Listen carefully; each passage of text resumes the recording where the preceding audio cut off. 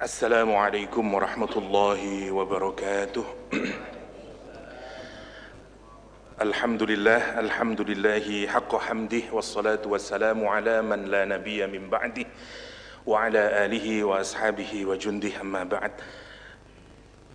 Ikhwa fillah rahimakumullah, para asatidz, para kiai ingkang kula ta'zimi, para sederek bapak ibu ingkang kula mulyakaken.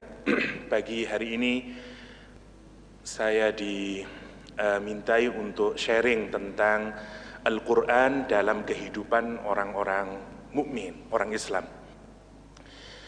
Ada satu ayat Al-Quran yang menarik untuk kita renungkan, yaitu di surah Yunus ayat 57, ketika Allah subhanahu wa ta'ala menyatakan, Ya ayyuhan nas, hei manusia, kata Allah subhanahu wa ta'ala, Qad ja'atkum mau'idhatum min rabbikum wa shifaa'un lima fis sudur. Sungguh telah datang kepada kalian. Yang pertama, Al-Quran menyebut fungsi Al-Quranul Karim sebagai mau'idhah dari Rabb kalian, wa shifaa'un lima fis sudur, dan obat bagi apa saja yang ada di dalam hati kita. Baru kemudian Allah menyatakan wa hudan wa rahmah lil mu'minin, dan dia adalah petunjuk serta rahmat bagi Allah Subhanahu wa ta'ala, bagi orang-orang beriman. Mari kita renungkan 4 fungsi Al-Quran ini, terutama berkenaan dengan aplikasinya di dalam kehidupan umat Islam, serta karena bulan ini bulan Ramadan, bulan diturunkannya Al-Quranul Karim. Salah satu hal yang menarik sebelum kita masuk ke surah Yunus, Al-Quranul Karim itu tidak pernah menyebut sesuatu secara clear kali jelas menawi boten wonten faedahe. Misalnya Nabi Musa disebut namanya, tapi ibunipun Nabi Musa boten wonten teng Al-Qur'an sebatanipun, hanya disebut sebagai Ummu Musa. Nggih. Jadi menarik, kenapa Al-Qur'an kok menggunakan kalimat Ummu Musa? Tidak disebut saja misalnya siapalah, kalau kata Injil itu namanya Yohabet katanya, atau katakanlah istrinya Fir'aun misalnya. Kenapa kok tidak disebut saja Asia, tapi disebut dengan Imro'atu Fir'aun? Maryam disebut, ibunya Maryam tidak disebut oleh Al-Quranul Karim, disebut Imro'atu Imran misalnya. Menarik, jadi kalau Allah menyebut nama mesti wonten faedahé. Dinten Jum'ah disebut, dinten Sabtu disebut, boten wonten dinten Rebo teng Al-Quran. Napa maneh Rebo Legi, Rebo Pahing, tambah mboten wonten. Nggih, menarik. Bulan nggih ngoten, Ramadan disebut. Nggih, tapi mboten Rejab, mboten wonten teng Quran. Karena itu kalau Allah sampai menyebut nama tertentu, wonten faedahe terute para mufassir. Yang menarik monggo direnungi kalimat Ramadan niku. Ramadan itu dari kata ar-ramdu atau ar-ramdha, artinya al-hararah, panas. Sebagian ulama mengatakan syiddatul har, nemen panase. Rasulullah dan para sahabat itu merubah semua nama bulan jahiliyah diganti dengan nama-nama yang baru. 12 setiap bulan itu diganti. Dan cara penamaannya disesuaikan dengan kondisi masyarakatnya atau kondisi alam. Bulan di mana mereka haram untuk berperang disebut sebagai Muharram. Bulan ketika musim semi, kembang-kembang mulai muncul, namanya Rabi'ul Awal ya. Bulan di mana air mulai sudah susah, mulai awal mau masuk musim panas, namanya Jumadal Ula, dan seterusnya. Bulan ketika panas namanya Ramadan. Ramadan itu menawi teng bahasa Arab namanya Sighat Mubalaghah. Sighat Mubalaghah ngeten gampangane. Kalau kita menyebut ganteng niku biasa, tapi lek guanteng lah niku namanya sighat mubalaghah. Diintensifkan, di magnifying. Jadi sami kalian wong Jawa atau orang Jawa kita mengatakan guanteng, wayu, enak. Jadi yang enak jadi enak.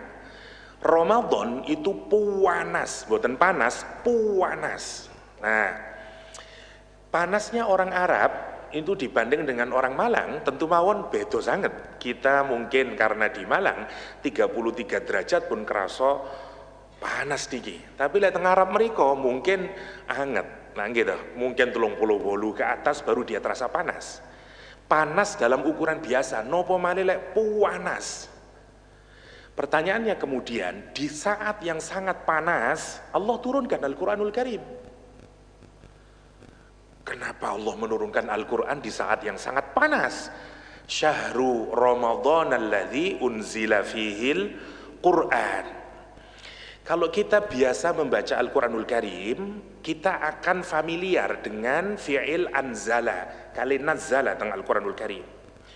Kata anzala biasanya dipakai kalau ndak air Al-Quran. Air Al-Quran. Wa anzala minas sama'i ma'an mubarakan.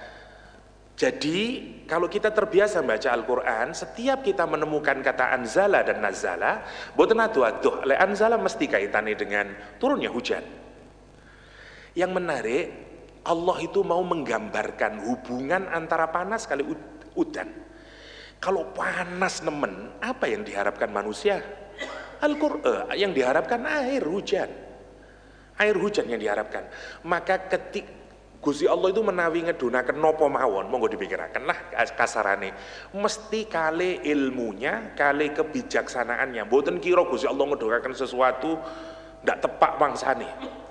Lha mboten kira misale ngeten lah, misalnya saya akan memberikan sesuatu kepada teman saya. Tentu sudah saya pikir dulu. Teman saya kena asam urat, nggak mungkinlah saya kasih gulai kambing, katakanlah, nggak mungkinlah saya kasih tambahan keripik belinjo misalnya, modar lah tambah piambek elang, tentu. Jadi saya itu kalau memberi, tentu sudah saya pikirkan dengan kecerdasan saya dan kebijaksanaan saya. Allah Subhanahu wa Ta'ala menurunkan Al-Quranul Karim tentu dengan ilmunya, kebijaksanaannya, dan seluruh rahman rahimnya Allah Subhanahu wa Ta'ala. Apa maksudnya? Kenapa Al-Quran diturunkan di bulan Ramadan? Kalau suasana sangat panas, apa yang terjadi pada bumi, pada tanah? Mati sedoyo. Tidak ada kehidupan, suket boten medal, wit-witan boten medal, kering kerontang. Semua orang menjerit, toyo alma, ibaratnya. Apalagi kalau rentang waktunya lama. Apa maksudnya? Rumiyin niku tradisine menawi wonten nabi meninggal dunia, wafat diganti oleh nabi berikutnya. Nabi meninggal diganti nabi berikutnya dalam tradisi Bani Israel. Ketika Nabi Zakaria sampun sepuh 90-an sekian, waqila 98 tahun, ningali ponaan sinten lah calon-calon ini kok enggak ono koyo iki sing cocok dadi nabi niki. Dapurane kok ngene kabeh, misalnya ngoten gampangan iki. Dadi mboten-mboten sing cecek. Karena itu Nabi Zakaria doa terus ke Allah Subhanahu wa Ta'ala untuk mendapatkan putra, salah satunya. Bukan hanya karena kepingin ya apa dunya aku akeh rek ndono sing marisi iki, mboten itu masalahnya. Tapi siapa yang akan meneruskan tampuk nubuwah niki? Karena itu di Al-Qur'an Nabi Zakaria doa terus. Idnada rabbahu nidaan khafiyya. Sampai oleh donga niku wis sepuh, akhirnya doanya nidak niku mestine donga keras, nada bengok. Menawi teng pondok rumiyin nada bengok artine. Lek daa boten pati keras. Lah yang menarik lek nidak niku keras, tapi yang menarik keras tapi khafiyah. Khafiyah niku lembut. Ya apa gabungno niki keras tapi lembut. Nidaan khafiyah. Maksudnya kepingine hati niku kuarepe ngoten bengok teng pangeran, saking kepingine enggak ada yoga. Tapi tetap tawadhu, tetap tadzarru ngoten ngersane Gusti Allah, karena itu khafiyah. Nomor setunggal maknane. Nomor kali keranten Nabi Zakaria izin menawi dungane kepireng tanggane kanan kirine. Soale pun 98. Jenengan umur 98 nedhi anak. Ya Allah, kula diputri Allah, mbah mbok ngencoba mbah tak ngoten to. Masya Allah, dan itu dilukiskan oleh Al-Quran, idnada rabbahu nidaan khafiyah. Kenapa Nabi Zakaria minta ngoten? Keranten sopo sing nerusno nabi niki. Mangke diparingi putra namine kula, namine Yahya. Karena dulu niku wonten nabi wonten ganti malih ngoten. Pas Nabi Isa alaihissalam boten wonten nabi.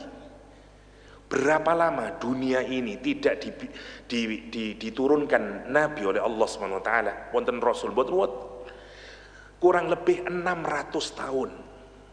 Saking Nabi Isa alaihissalam teng Nabi Muhammad sallallahu alaihi wasallam jarakipun 600 tahun. Monggo dipikiraken, lek 600 tahun boten wonten hidayah, boten wonten wahyu saking langit, ya napa menungso rupane? Lah wong Nabi Musa 40 dina minggah teng Gunung Tursina niku, umate pun menyembah sapi, Samiri, lah gitu. Patung sapi saking emas disembah sampun 40 dina. Pun ngoten akhirnya. Lah niki yo napa lek 600 tahun lamanya. Saya Yusuf Qardawi menjelaskan dulu sebelum wonten Islam. Salah satu cara nikahe tiang Arab zaman riyin, nggih, zaman jahiliyah. Niku tiang istri menawi salah satu nih wonten kathah carane menikah. Salah satu cara kalau dia mau kepingin nikah, griyane niku lek sakniki diparingi open house. Jadi sinten mawon wong lanang angsal masuk atas diizini. Oke, sampean masuk berzina dulu. Nanti berapa orang terserah dia. Kalau sudah dapat stop, ditunggu hamilnya. Kalau nanti sudah hamil, dia milih dari daftar sapa mae mau sing teko open house. Dan dia tinggal milih, saya milih niki. Meskipun mangke bayine mboten cocok iki duduk ngirip aku iki murid sing situ enggak mboten napa-napa. Kenapa saged ngeten tiyang? Karena mboten wonten nabi. Mboten teng Arab tok ngoten niku, teng Jawa nggih ngoten rumiyin. Wong-wong sing gak ada kekuasaan zaman riyen, duka bupati tanopo, zaman rumiyin kerajaan, menawi teng daerah-daerah mesti mangke di mencari perempuan yang paling cantik dan dia gauli itu. Kalau nanti sampun hamil, perempuan yang dihamili dengan cara zina niki mangke disebut istilahnya kumpul kebo, mangke diparingaken pejabat yang di bawahnya. Duka Pak Lurah, Adipati tanopo. Suweneng keranten dapat barokah saking pimpinan dhuwur.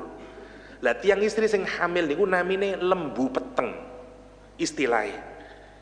Sami Mas teng Jawa mboten Arab tok sing ngoten niku. Napa wong Arab kok mateni yugane sing wedok? Niku mboten keranten bodhone wong Arab, mboten. Sinten saya ibu sing purun sak menawi kewan mungkin, kewan mboten ngoten. Kenapa sih orang Arab gitu? Karena hidup masyarakat dulu itu ditentukan atas dasar kesukuan. Mboten negara ta sih, suku. Lah lek suku niku kathah tiyang istrine mboten kiyat. Keranten wong wedok mboten tuwet perang.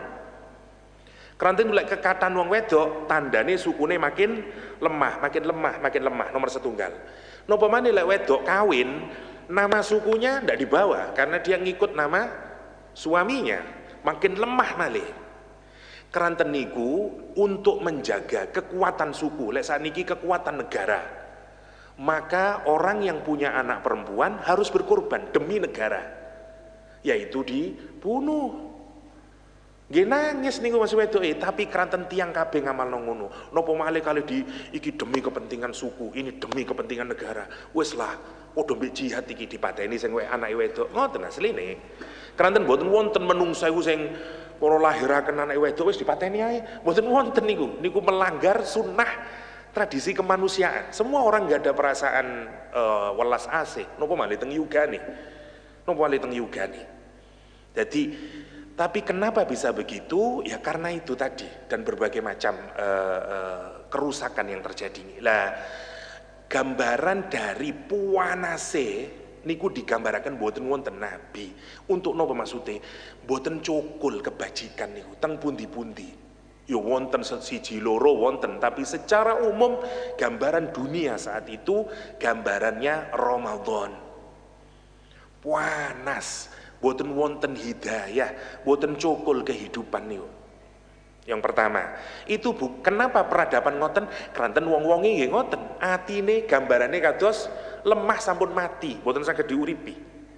Karena itu wonten surat Yasin misalnya, wa ayatul lahumul ardul maitah. Satu kata Allah dan salah satu dan tanda peringat tanda kekuasaan Allah, ayatnya Allah yang sangat agung itu adalah tanah yang mati kata Allah SWT. Kenapa mati? Keranten panas sehingga wonten toyone. Terus nopo didonaken toyo teng pangeran. Mantun didonaken toyo, apa yang terjadi pada ardul maitah?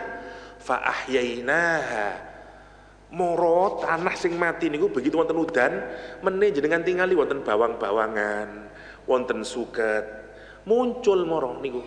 Mantun muncul sprout napa kecambahe muncul terus membesar-besar dadi pohon mangga, jadi pohon jeruk, dadi duren, dadi pari.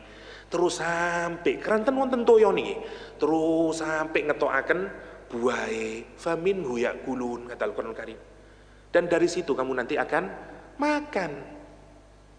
Nopo gampangane? Tanah lek mati, ati lek mati, peradaban kalau mati butuh nopo? Butuh toyo. Saking pundi toyo niku? Saking langit. Quran saking pundi? Saking langit.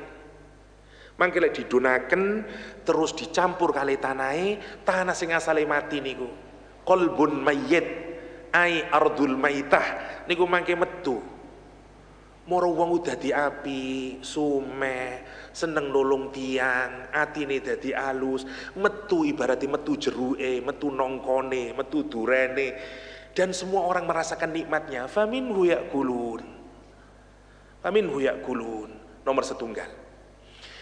Jadi menawi panas nemen, terus Gusti Allah ngedonaken toyo, sinten sing boten seneng? Jangankan 600 tahun, 6 wulan malang boten udan. Panas terus, kabeh wong ya Allah mbok udan po ya Allah. Udan yo napa rasane? Suweneng alhamdulillah udan rek lari-lari cilik yut-yutan kabeh. Nggih, udan-udanan saking senenge. Saking senenge. Lah, napa sih lek Ramadan niku kita bahagia? Mboten keronten kolek, mboten keranten es campur terus. Keranten Al-Qur'an didonaken teng pangeran. Gembira hati kita keranten mas alhamdulillah senengin rami Al-Qur'anul Karim diingatkan malih teng Gusti Allah. Kenapa kersane benahi hati kita niki, kersane metu malih wit-witane niku, metu malih buah-buahane. Dan kalau diri kita baik, ujungnya nanti sinten sing sae. Mboten kok kula lan panjenengan sedaya piyambak-piyambak, keluarga kita, RT kita, RW kita, sampai peradaban seluruh umat manusia. Niku keranten nopo? Keranten Al-Qur'anul Karim. Masya Allah ya, Masya Allah. Lihat, beda dari orang ingkang kesentuh kali Quran, boten kali kesentuh kali Quran. Masya Allah. Ru'asa Quraisy, pemimpin-pemimpin itu yang Quraisy, gambarannya Al-Quran itu Masya Allah. Ya, sampai digambarakan saking rusake atine kados Walid bin Mughirah, kados Abu Jahal, Utbah bin Rabi'ah misalipun, sampai mulai tukang goro, halafim mahin, terus manna'inil khair, hammazin, masya'im bin namim, terakhir apa? Utullin ba'da dzalika zanim. Rusak ini, utul niku wong lepun mulai tukang goro, akeh sumpahe. Terus sing terakhir niku, yo napa eleke tiyang niku. Utulin boten gada rasa saaken teng tiyang. Utulin niku tiyang ingkang boten gada lek terus wong gasek human compassion, terus wong gasek. Kula tiyang gasek. Dadi kehilangan kasih sayang kemanusiaan ini boten wonten, tego teng tiyang. Lek dodol, wah pokon diregani sak larang-larange. Namine ilang human compassion. Lek mantun ngoten napa? Zanim pun boten wonten gunane sama sekali. Lek ningali sapi terus kewer-kewere niku kekatahan, niku namine zanim. Nyusahno malah, boten wonten manfaate. Jadi tiyang lek pun nemen eleke, wis padha mbek kewer-kewere sapi, boten wonten gunane kon niku. Sinten sing ngomong ngoten? Gusti Allah. Di mata Allah orang ini boten wonten gunane sama sekali.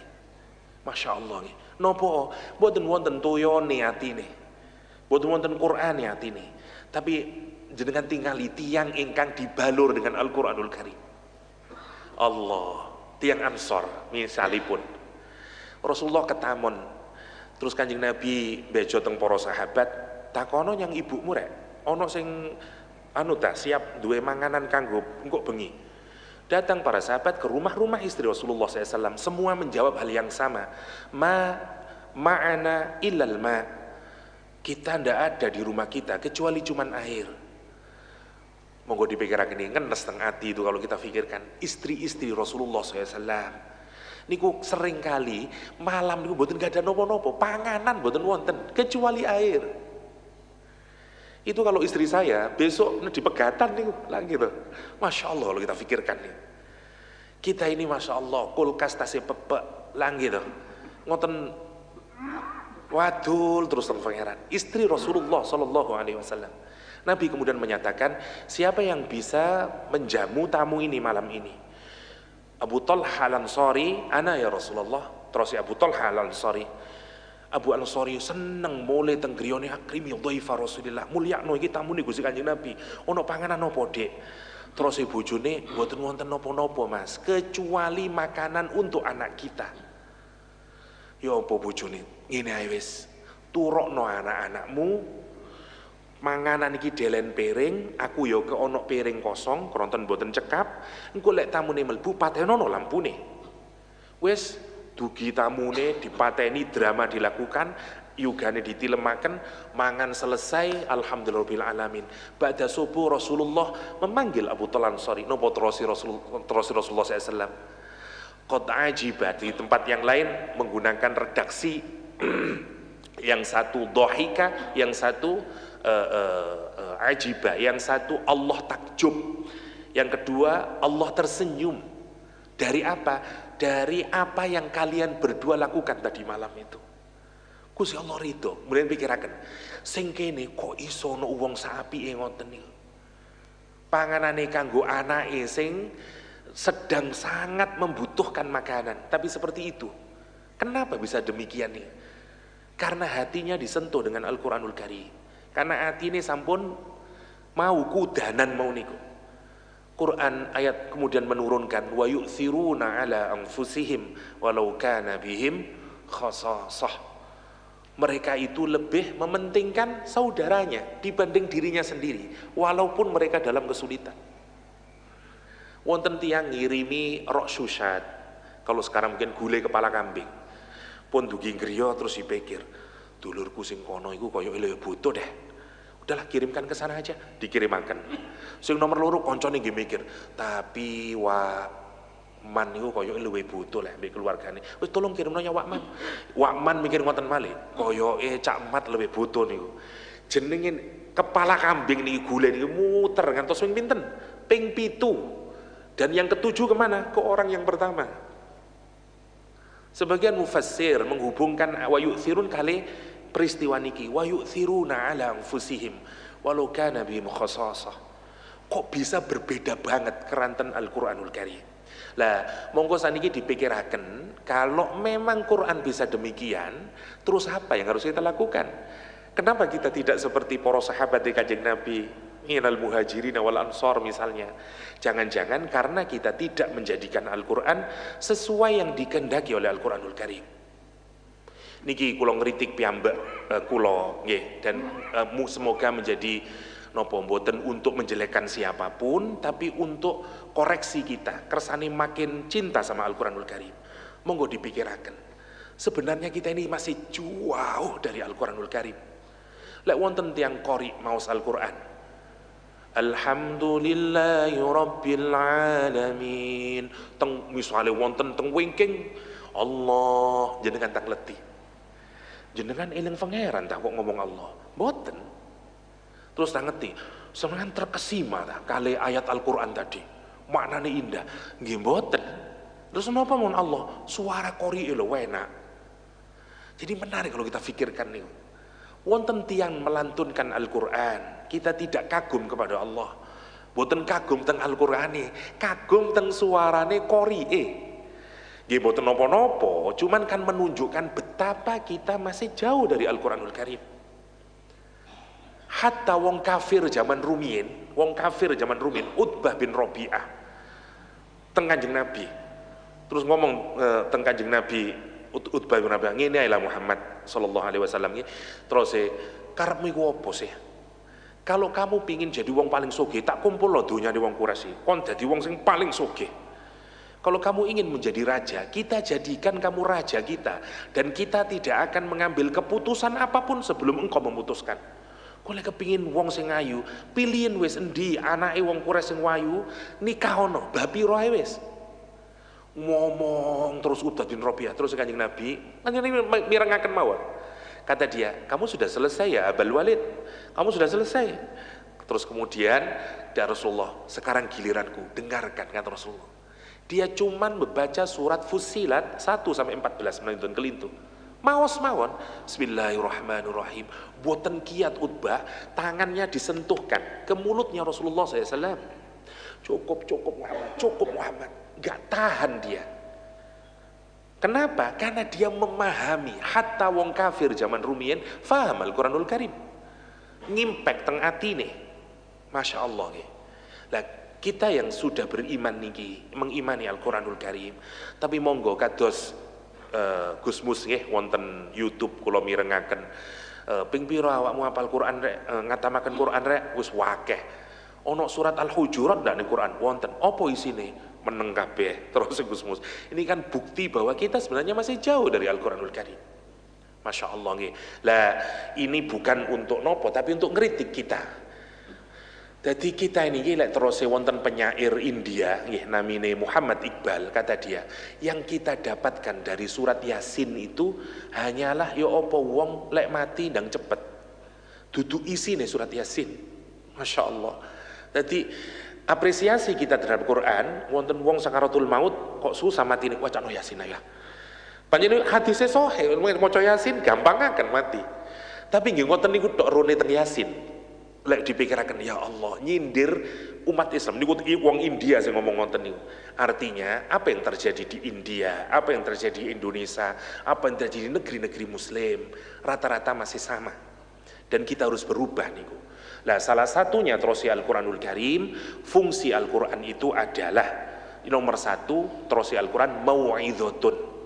Menarik ayat niki nggih. Ya ayyuhan nas, hei menungso.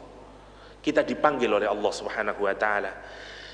Siapa kita ini kok dipanggil oleh Allah Subhanahu wa taala? Kita pikirkan. Kalau kita dipanggil Jokowi, niku mulai isu sampai bengi cerita tok kita. Wah, aku mambengi ditelepon Jokowi, mambengi aku diceluk Jokowi. Wah, top niku pun. Renungkan, kita dipanggil Allah Subhanahu wa taala. Kenapa kita tidak bangga, suweneng nopo Gusti lah ngoten mestine. Ya ayyuhan nas. Apalagi panggilannya pakai ya ayyuha. Salah satu fungsi penggunaan ya ayyuha adalah untuk mengagungkan, menghormati. Kalau kita dengan ya ustad niku biasa, tapi ya ayyuhal ustad itu ada pengagungan di dalamnya. Nggih. Lah kita dipanggil dengan cara yang baik, ya ayyuhan nas. Terus ya Allah, qad ja'atkum mau'izatun. Sungguh telah datang kepada kalian. Dan datangnya bukan cara yang mudah. Karena itu Al-Quran menggunakan kata ja'a, boten ata. Menawi ata gampang. Rizki teng Al-Quran ata. Tapi lek ja'a niku sesuatu yang berat, sesuatu yang penting. Karena itu kehadiran Nabi Muhammad juga menggunakan ja'a. Laqad ja'akum rasulun, bukan laqad atakum, laqad ja'akum. Ayat ini menyatakan memang susah. Quran dari atas langit ketujuh sana, dari Lauhul Mahfud, diturunkan oleh malaikat Jibril, yang bawa malaikat Jibril. Jibril itu mboten nate jarang mudhun Jibril kecuali penting. Kanan bos, kantore paling cedek teng ares. Dan gambaran ini mboten nate mudhun. Bos jarang mudhun, anak buah sing turun terus lah gitu. Indadzil arsy makin terus Al-Quran. Dan kuat sekali, nggak ada satu makhluk pun yang bisa mengalahkan Jibril. Saking kuwate. Nggih, terus Al-Qur'an dzu mirratin fastawa, syadidul quwa. Malaikat Jibril niku. Muta'in, kabeh taat teng malaikat Jibril. Para malaikat taat kabeh. Setan ngibrit wedi kali Jibril. Kenapa? Karena sangat powerful Jibril niku. Dadi sing mudhun niku malaikat Jibril. Masyaallah. Dari atas langit ketujuh. Pun bayangaken adone langit ketujuh nggih, masyaallah. Kecepatan niku menawi matahari niku 1 detik cahaya niku 300.000 kilometer sak detik. Tek niku 300.000 kilometer. Mriki pundi niku? Mriki Malaysia tasih pinten? Paling 1000 menawi. Nah, ini 300.000 kilometer per detik, masya Allah. Lah niku matahari niku tebene 8 menit. Tapi sak detike 300 km. Berarti pinten adone matahari niku jenengan pikir piyambak niku pun. Niku baru matahari. Sik teng langit pertama. Langit pitu niku sapundi waduh juta triliunan tahun cahaya. Jadi lek ngukur barang langit niku mboten kali kilo jam, mboten ngoten, tapi kali cahaya kecepatane. Kendaraan niku kudu cahaya saking tebene. Bayangaken saking tebene niku didunaken teng pangeran. Buat siapa? Buat kita. Yang menarik, kita itu lebih menghargai sesuatu, semakin jauh semakin kita menghargai. Kurma ajwa, tapi lek tumbase teng mriki, misalnya teng Lawang Agung misalnya, mboten pati respect dibanding dengan kurma ajwa yang beli di Madinah. Podo ajwae, asale nggih hakikate sami-sami dugi Madinah. Tapi ini sing aku asli mari tekan umroh, lah sing iki tekan Lawang Agung misalnya, kita lebih menghargai yang asli. Bayangaken ini dari Lauhul Mahfud. Yang pertama kata Allah Subhanahu wa taala, fungsinya Al-Qur'an itu mau'izah. Mau'izah itu dari kata wa'dun, idzatun, tapi dibentuk segot mubalaghah malih jadi mau'izah. Mau'izah itu nasihat karena mubalaghah yang sangat kuat, yang kalau kita dinasehati terus masuk wonten jerone ati, terus anteng suwe wonten mriku, namine mau'izah. Wonten nasihat niku melbu kuping kanan, medal kuping kiri, lumayan. Lebih jelek melbet kuping kanan, metu kuping kanan. Langsung tung balik malih. Luwe elek malih niku, luwe elek malih. Lah lek mau'izah mboten wonten. Mau'izah niku melbet ngantos teng jerone ati. Niku namine mau'izah. Monggo dipikiraken, sudahkah kita menjadikan Al-Qur'an itu menjadi mau'izah? Sinten sing butuh mau'izah? Tiang ingkang sumpek, gak ada masalah, loro, macem-macem. Kita ini dalam hidup sinten sing mboten gak ada masalah. Semua orang punya masalah. Gak ada kesumpekan, gak ada kemudian sing wis sukses kabeh anake mboten karu-karuan. Anake apik kabeh, mertuane sing mboten karu-karuan. Kabeh apik tanggane, mesti wonten masalah tiang niku. Lah, kemana mestinya orang pergi? Al-Qur'anul Karim. Cara kita menggunakan Al-Quran sebagai mau'izah syaratnya harus seneng kali Quran. Kita ini kalau mau minta nasihat mesti kepada orang yang kita senangi. Teng bayai, teng sinten yang kita cinta sama orang itu. Lah mboten lho apa aku njaluk nasihatnya dik nih. Satu, kita minta nasihat kepada orang yang kita anggap pinter dan bijak. Mboten kinten kita ini minta, kita ndak mungkin minta nasihat kepada orang yang lebih bodoh. Ya perlu sampean, oh ndak iso pancen sampean sing goblok. Waduh sumpek pancen padha bodone malah njaluk nasihat, tambah mboten nyelesaikan masalah. Lah, yang pertama kita ini harus cinta kali Al-Qur'anul Karim pertama kali, baru nanti kita datang kepada Al-Qur'an itu, Quran jadi nasihat. Syaratnya jadi nasihat nopo? Nggih kita paham. Ya nopo lek mboten paham? Mboten saged memaknai terus merasap teng jero ati terus sampai Masya Allah nggih. Terus di Quran uang niku lek seneng donya, ini kita kasih contoh lah, harus meresap nggih. Masya Allah uang lek seneng donya salah satu ciri nih mangke senengane ngilokno orang yang berada di bawahnya, misalnya bos kali anak buahe nggih. Sak wenake oleh ngomong, namanya humazah atau hammaz, sering mengungkapkan aib, mencerca, terutama orang yang berada di bawahnya. Dan orang ini cirinya apa? Jama'a amalan wa'addadah, ngumpulaken donya ngitung-ngitung, cinta sama donya. Karakternya hammaz, humazah rasanya. Dan yang dicelatu niku sing diwamuk mboten saged napa-napa. Keranten bose teng kantor, nggih, keranten ketuane di organisasi, keranten bojone lek di rumah tangga, dia ndak bisa apa-apa. Sakit hatinya sampai di hatinya. Pecah rasane hati, tapi ya apa, anakku wis 5, aku yo ndak duwe kerjaan, bojoku lek oleh ngelokno aku ya Allah. Luworo atiku iku. Terus sampean njaluk cerai po, lha cerai aku terus ya apa, anakku 5. Sabar piyambake terus. Napa bojone humazah? Napa terus ya Quran pirengaken wong sing duwe penyakit ati sering ngomong sak enake dhewe, ndak pernah mikirin atine tiyang. Terus ya Quran mangke dia dimasukkan kemana? Hutamah. Wa ma adraka mal hutamah? Tahukah kamu apakah hutamah?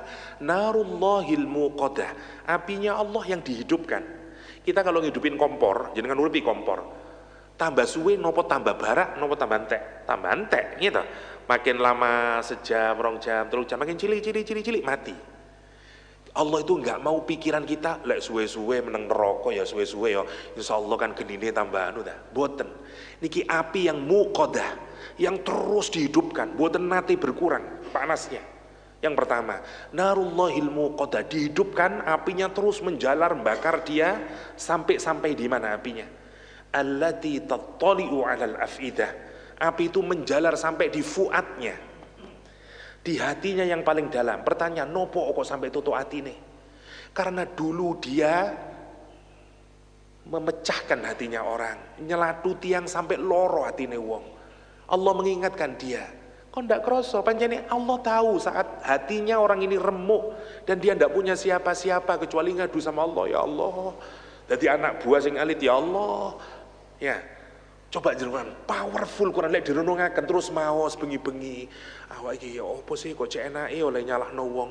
Maos wa ma adraka mal hutamah narullahil muqaddah allati tattali'u 'alal afidah. Napa mboten berbesmili? Berbesmili pasti ning. Terus mikir, ya Allah, mugi-mugi hati kula niku mboten ngeten rek, cek enake oleh nyalahno tiyang. Niku namine mau'izah. Nasihat siapa yang lebih powerful daripada Al-Quranul Karim? Wonten. Karena ini kalamullah, kuat kalimatnya sampai ngoten ibaratnya ini. Nah, itu yang harus kita hadirkan. Tapi kalau kita cuman moco Al-Quran sekedar tadi ini, Allah, kenapa? Karena kita tidak paham bagaimana mau menjadikan Quran sebagai mau'izah. Ini sekali lagi ya, damel kritik ke dalam ya, agar kita lebih semangat kali Al-Quranul Karim. Karena kita akan terkesima kali Al-Quran niku menawi kita sungguh-sungguh mau mempelajari Al-Quranul Karim. Ya, karena itu marilah kita buat cinta anak-anak kita terutama terhadap Al-Quranul Karim. Indahnya Al-Quranul Karim ini. Misalnya untuk menyebut unta saja atau untuk menyebut kuda saja dalam Al-Quran niku spesifik, sesuai, dan kita akan Masya Allah indahnya Quran. Lek kuda impian namanya khoil. Lek kuda yang mau digunakan untuk perang bukan khoil lagi. Kuda yang berdiri 3 kaki, 1 kakinya sudah ngeten terus. Ya, karena debunya mengepul. Kudanya Nabi Sulaiman karena badai budal perang nih. Nabi Sulaiman ngecek situ-situ. Kudanya tidak ada yang berdiri 4 kaki, 3 kaki, satunya udah.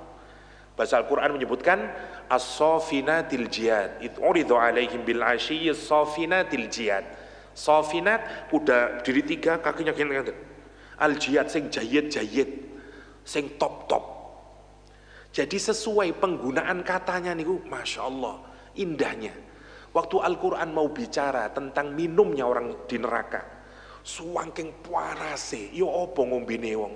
Quran menggunakan unta, tapi boten ibil, boten jamal, boten ba'ir, yang dipakai him.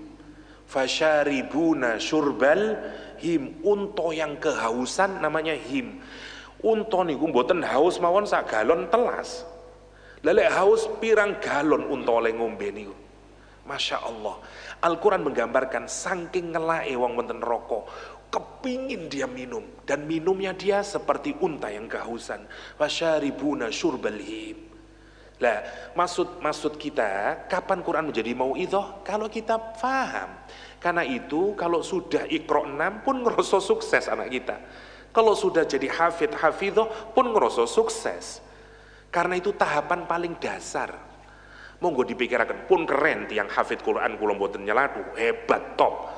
Tapi belum bisa menjadikan Quran sebagai mau'izah. Kapan menjadikan Quran sebagai mau'izah? Kalau kita bergerak, mulai memahami, ngaji ditemani, terus paham, dadi mau'izah mangke. Lah, mau'izah itu ibaratnya kalau kita punya penyakit, kita punya masalah, datang ke dokter dikasih nasihat dulu, konsultasi dulu, namanya mau'izah. Nomor 2, waktu kita mboten berkata, mau'izah mir rabbikum, mau'izahnya bukan dari manusia, mir rabbikum. Rob niku kenapa kok bukan minallah? Mau'izatum minallah, boten mir rabbikum, karena Rob artinya dia yang menciptakan al-khaliq, al-mu'ti, ya, Al-Murabbi, dia yang menciptakan kita, merawat kita, mendidik kita, ngatur kita, ngasih nikmat sama kita. Al-Mun'im, semua terkumpul dalam makna Rabb. Iki teko sing gawe awakmu, sing iso ngatur awakmu, yang kata Allah ini mau'izatun min rabbikum, nomor 1. Nomor 2, kalau sudah jadi mau'izah, nanti jadikan Quran sebagai syifa lima fis sudur. Jadi obate, mulai dideteksi obate iki, obate niki, namanya syifa. Syifa, nggih, penyembuh buat nopo mawon sing wonten problem teng jero ati kula lan panjenengan sedaya. Memang jumhur mufassirin termasuk Imam Hasan Al-Basri misalnya, asy-syifa di sini sebenarnya bersifat qalbiyah, nggih, seluruh penyakit hati. Meskipun Imam Nawawi memilih makna yang lebih luas. Kenapa? Karena wonten kathah riwayat yang menunjukkan bahwa Quran juga bisa sebagai obat jasmani. Wonten tiang dodone sesek teng Kanjeng Nabi, napa terus Kanjeng Nabi, alaika bi qiraatil Quran, wis wacan Quran sembuh. Wonten tiang loro tenggorokane, wonten Durul Mansur dijelasaken terus Kanjeng Nabi, alaika bi qiraatil Quran, maca Quran waras.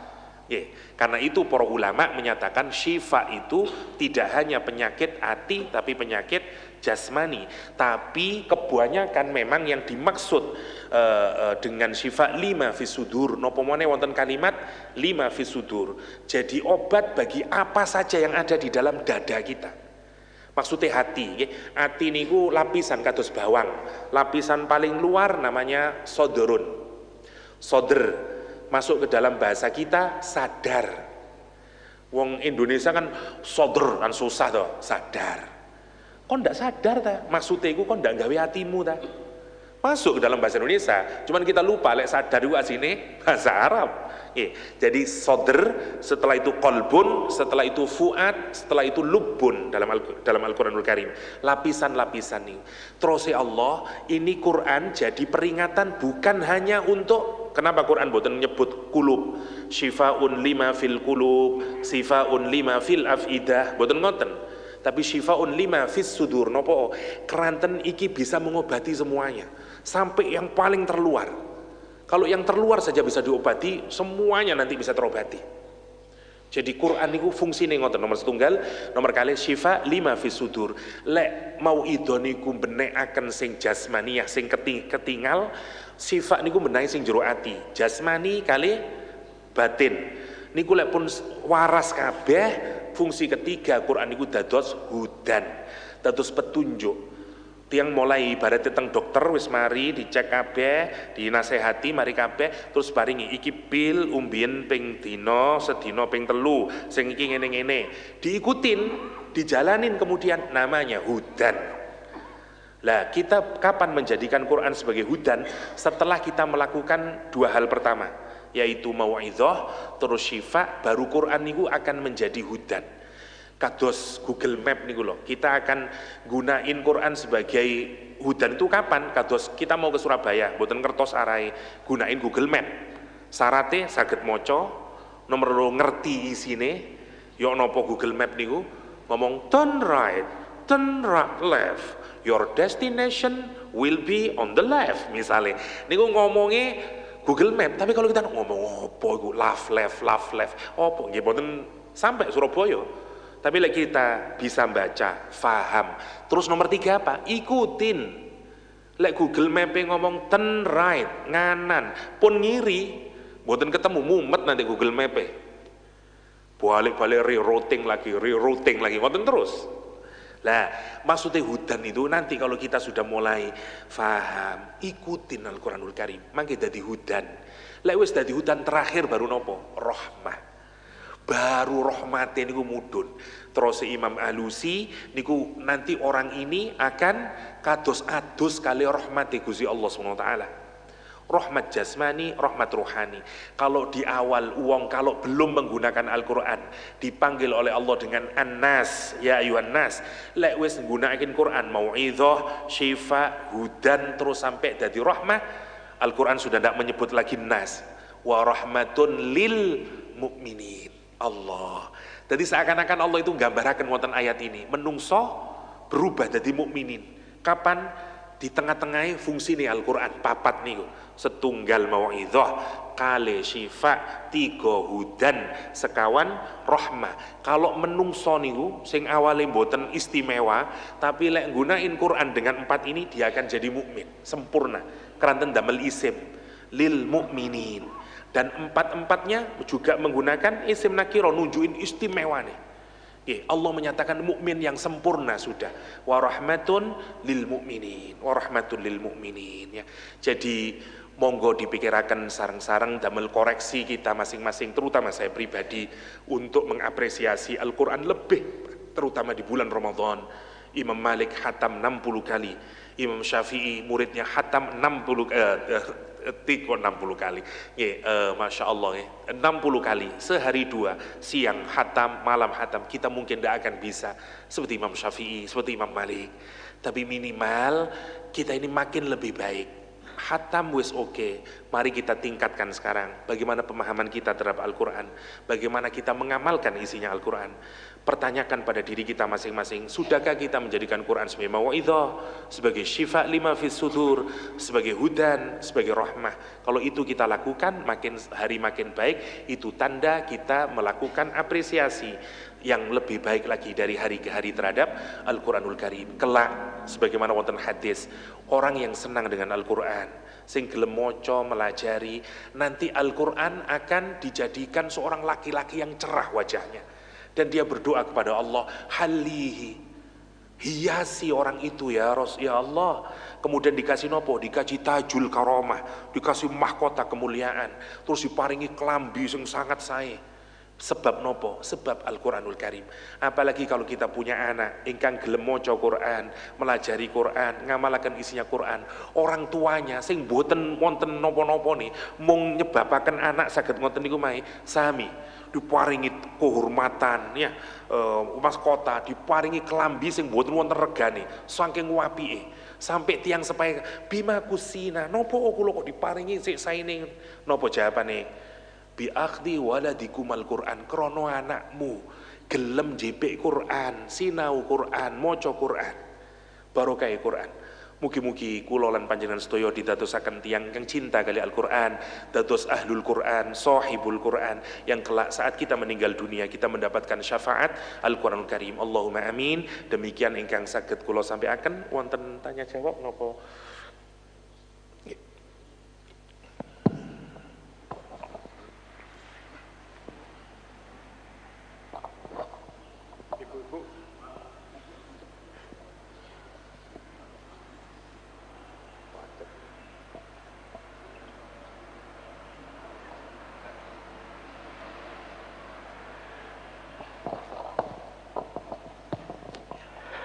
Terima kasih. Assalamualaikum warahmatullahi wabarakatuh. Waalaikumsalam.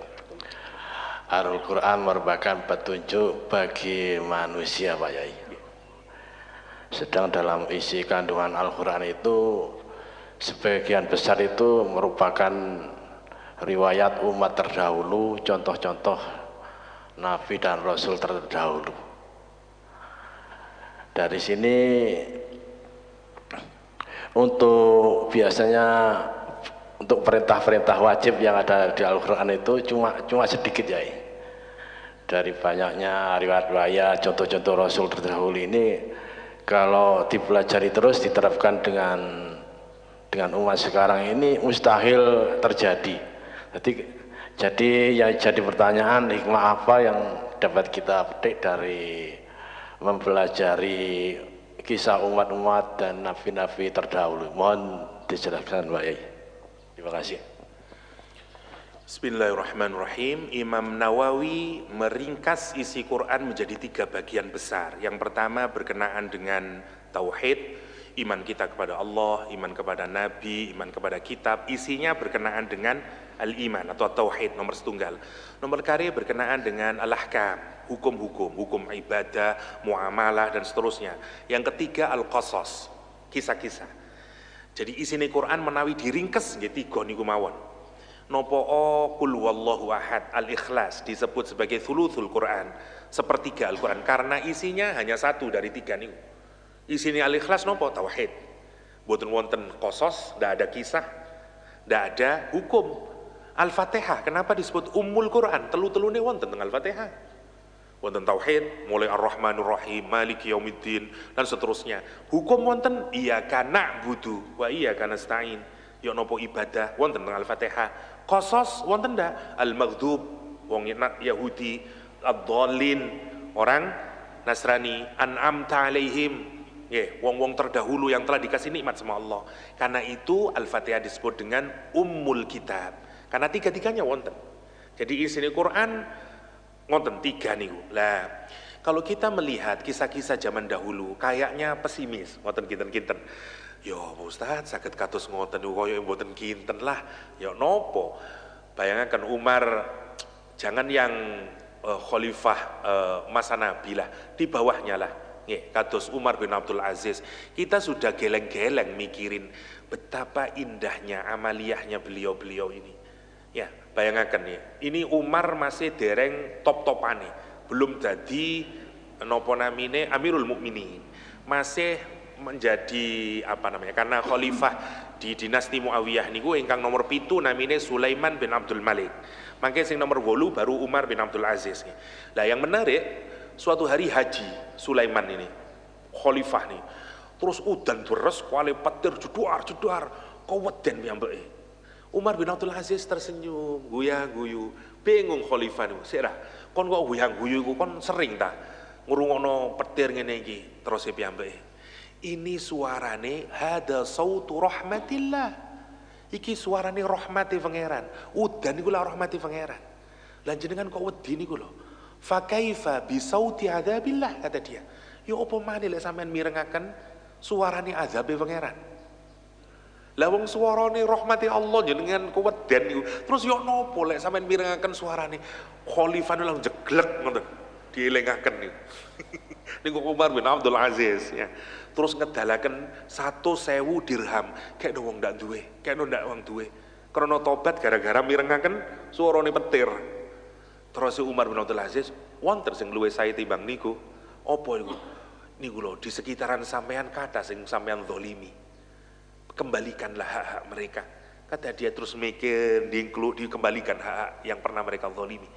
Ya, koyo ejek susah nih kados ningali tiang-tiang ingkang Masya Allah niku. Nopo hikmahnya kita ngeten? Kita ini bisa berpikir pesimis, bisa berpikir optimis. Lek sing pesimis, ndak mungkin lah kita bisa, ndak mungkin. Lah, kalau yang optimis ngeten. Suatu saat Rasulullah SAW menyatakan, siapakah iman yang paling menakjubkan? Ya, sopo sing paling menakjubkan imane? Para sahabat jawab, para rasul. Terus Kanjeng Nabi, ya mesti ae lah. Nabi Rasul imane top ya mesti ae lah, wong memang wahyu turun kepada dia. Bukan para anbiya war rasul. Kata dia kalau begitu, wah sapa maneh mari Nabi ya awak-awakan iki lah, ya para sahabat. Ya, nahnu kata dia kami sahabatmu ya Rasulullah. Kata Nabi enggak. Karena kamu itu adalah melihat wahyu turun. Kamu membersamai saya, ya mesti ae kuat imanmu. Sinten sing mboten kiat ningali bulan kebelah jadi 2. Wong kafir nantang Kanjeng Nabi. Muhammad ngene ae lawis, kon nek iso belah bulan dadi 2, kita percaya kamu itu nabi. Sujud Kanjeng Nabi lami minta petunjuk dari Allah SWT, diizini teng pangeran suruh nunjuk bulan niku. Dadi 2 bulane. Iqtarabatis sa'ah wan syaqqal qamar. Menarik. Loh kalau jenengan wonten mriku kinten-kinten munggah napa mudhun iman? Ya munggah. Wow, pancene temen wong saniki saged medalaken yatra ngoten pun tumut sedaya lah gitu. Napa malih belah bulan ngoten maksude niku. Nomor 1. Lah, yang kedua, yang menarik kalau kita melihat itu, Rasulullah kemudian menyatakan, orang yang imannya menakjubkan adalah orang yang tidak pernah bertemu dengan aku, tapi dia beriman kepadaku. Nabi menyebut 3 kali ya, dalam satu riwayat. Untung wong koyok ngono iku, untung wong koyok ngono. Tuba, summa tuba, summa tuba. Liman amana bi, wong sing imannya aku, meskipun dia tidak pernah bertemu dengan aku. Jadi kalau kita ngelihat hadis niki, optimis. Karena imannya orang zaman akhir bisa melejit nilainya. Keranten meskipun sahabat niku nggih susah, tantangannya banyak, tapi uripe bersama Rasulullah SAW, Aurat susah zaman rumiyin ningali aurat, saniki susah mboten ningali aurat lha saniki. Lah gitu. Semua kesusahan, tantangan lebih susah zaman akhir. Karena itu peluang untuk mendapatkan pahala yang besar meskipun amal kita kecil tinggi. Nomor satu, optimis. Yang kedua, terakhir nih jawaban niki adalah bahwa yang dituntut oleh Allah niku mboten kesempurnaan. Yang dituntut itu perbaikan. Kita ini dianggap sukses kalau semakin hari semakin baik, semakin hari semakin baik, sampai terakhir husnul khotimah. Meskipun boten perfect, 40 tahun ndak nate sholat, boten nopo-nopo, 41 mulai gelem sholat, mungkin subuh tok, matur-matur munggah malih, terus jangkep sholate, terus melu poso, oleh poso rong dino mati, husnul khotimah. Nopo keranten grafike luwes sae. Arek pondokan, wapi mboten karo-karuan rumiyin sik enom. Weh, bendino khatam Quran nek Ramadan. Metu tekan pondok, mulainya masjid iku arek sik tas-tasan iku. Awak wis biyen ndek pondok suwe ngono iku. Misale tambah mudhun. Lah niku terus surah Al-Mulk ya. Ayyukum ahsanu amala. Sopo di antara kalian yang amalnya lebih baik lagi. Karena itu kita dituntut untuk betterment, luwe sae. Boten perfection, boten kesempurnaan. Karena kalau kesempurnaan boten saged kita. Lek mikir ngoten stres kita. Yo nopo kados Abu Bakar As-Siddiq.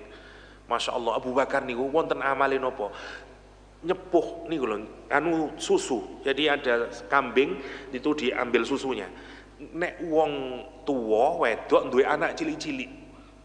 Begitu Abu Bakar As-Siddiq dadi khalifah Amirul Mukminin, ibuke ngomong, "Nak, koyoke wis ndak ono iki sing meres susu mana iki." Ya apa terus?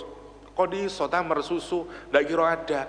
Tiba-tiba Abu Bakar As-Siddiq ketuk pintu itu. Begitu dibuka sama anaknya, dia menjerit dan menyatakan, pemerah susu kita datang, sing meres susune teko Umi. Kata uminya, ngawur kon, iku khalifah saiki, kata dia. Masya Allah.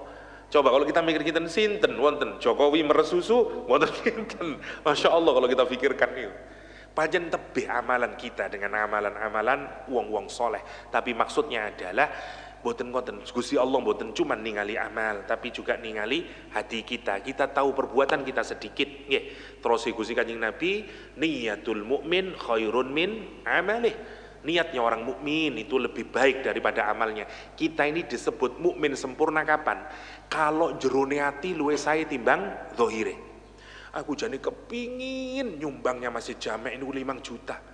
Tapi apa maneh ndak duwe dhuwit lah 5.000 misale atine kepingin 5 juta tapi keronto mboten gadah yatra 5.000 ngoten niku sae keranten boten kok asline ndek dompet wakeh tapi malah luwih sedidik niku mboten tanda sing sae. Ya, jadi apa yang bisa kita ambil, tirulah meskipun seberapapun tingkatan kita dalam bisa meniru para sahabat-sahabat yang mulia Rasulullah. Kenapa? Karena Quran menyuruh kita meniru para sahabat. Aminu kama amanan nas. Imanlah sebagaimana imannya wong-wong iku, orang-orang yang hidup zaman Nabi, yakni para sahabat. Orang-orang kafir menyatakan aminu kama amanan sufaha. Kami disuruh iman sama orang-orang bodoh itu, Bilal bin Rabah, ya, Ammar bin Yasir, itu katanya orang-orang Quraisy. Kita ngoten menawi boten wonten malih kita akhiri kados boten nggih niku mawon mugi-mugi wonten manfaatipun. Hadanallahu iyyakum ajmain wa sallallahu ala nabiyyina Muhammadin wa alihi wasallam wa akhiru da'wana alhamdulillahi rabbil alamin wallahu almuwafiq ila aqwamit thoriq. Wassalamu alaikum warahmatullahi wabarakatuh.